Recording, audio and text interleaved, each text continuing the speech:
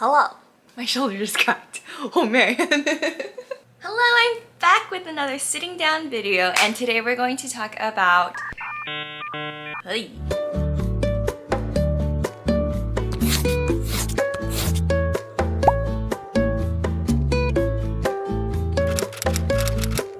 So today we're going to talk about Hawaii. As you all know, or if you don't, I frequently visit Hawaii, Oahu in particular, because my brother's family lives there. So every few months or so I like to go visit my nephew and my niece. I may not be a local, but I definitely have picked up a lot about Hawaii and Oahu in particular. There's a lot out there on what to do in Hawaii, but you'll notice that a big majority of those guides center around activities that are, you know, all outdoors. And when you're in Hawaii, you definitely want to take advantage of your natural resources, right? Like go to the beach, admire the jungle feel, or look out for wildlife in the waters.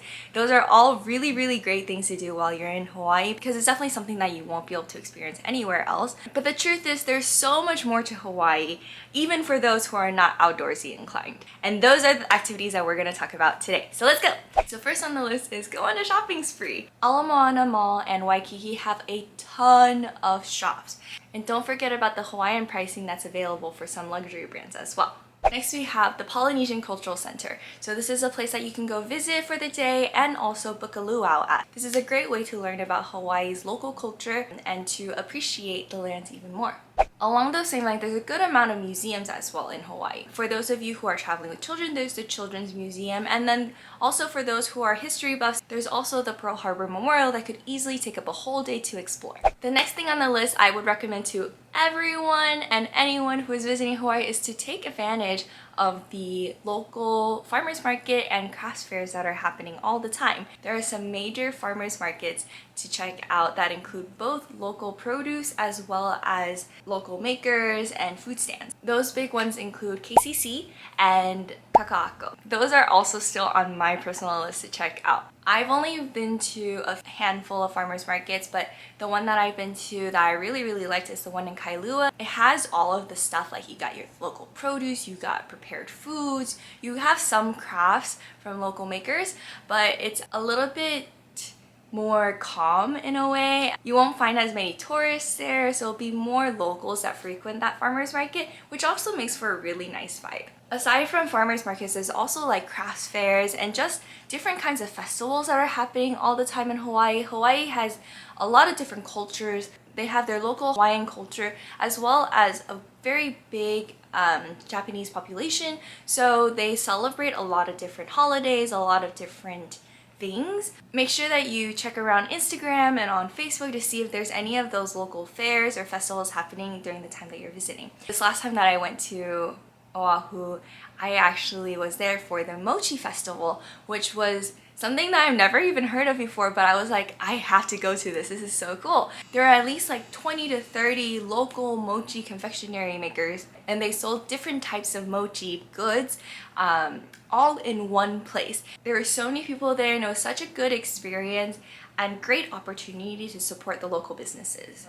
Another way that you can support local businesses and also learn more about the culture is to take a workshop. So like I mentioned in my previous Waikiki vlog, there are many workshops available for, like, you know, hula dancing, lei making classes. I personally took a ocean resin class that was really fun. It's also a great way to get a one-of-a-kind souvenir gift from your trip. So the ocean resin class that I had gone to was held at Ben Franklin, which is kind of like their local craft store, and they hold different types of workshops on a weekly basis. So all you have to do is check online, check on their website, and you can sign up through Eventbrite. Another really big thing in Hawaii that you can do that doesn't involve, you know, climbing mountains, being in the sun all day, or getting wet even, is to do a food tour. There's so many good food places in Hawaii. It is like a foodie heaven, I swear. There are so many good restaurants that are like famous franchises or even just like local eateries.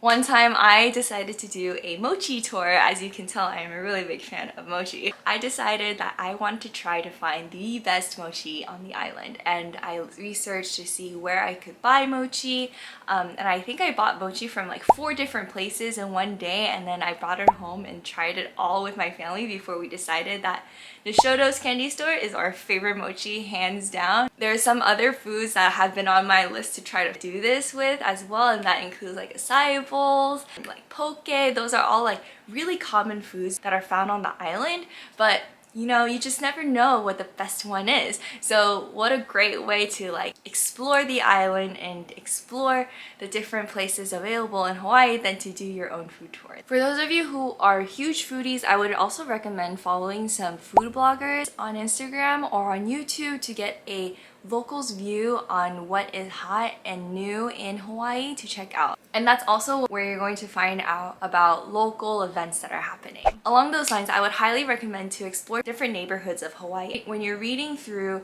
these like tour guides or travel guides for Hawaii, the first thing that is always mentioned is like Waikiki. Sometimes they mention North Shore. But the truth is, within Honolulu itself, there are so many different neighborhoods for you to just explore.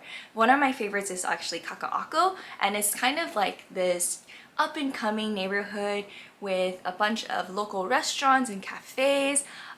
It's decked out with murals. It is famous for holding the Powwow Hawaii festival every year, where artists from all over the world come. They create these masterpieces to showcase to the public.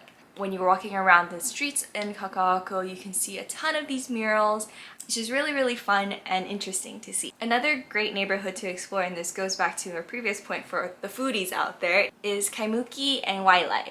On the outside, or like when you're just walking down the street, it might not look like much, to be very honest, but if you're searching for any famous or highly acclaimed local eateries, you're gonna most likely find yourself winding up in this area. So there's a ton of good food to explore in Kaimuki. I'm sure there are tons more to do in Hawaii, but those are just some ideas to help you, you know, start planning your trip so that you're not always basking under the sun or risking getting sunburnt, so you can kind of diversify your trip as well. A big thing that I want to note for those of you who are visiting Hawaii, or anywhere for that matter, is to be sure to respect the locals and their history and their culture, because even though Hawaii is a part of the United States, they do have a very rich history of their own. So make sure you support the local businesses and be a responsible tourist. I hope that this is helpful in helping you sprout some ideas that you might not have thought of before for planning your trip to Hawaii. If you have any questions, feel free to leave a comment down below and I'll be sure to answer them.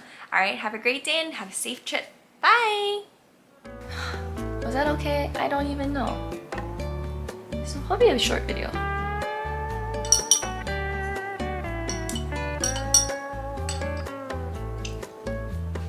I feel like my visuals are always the same.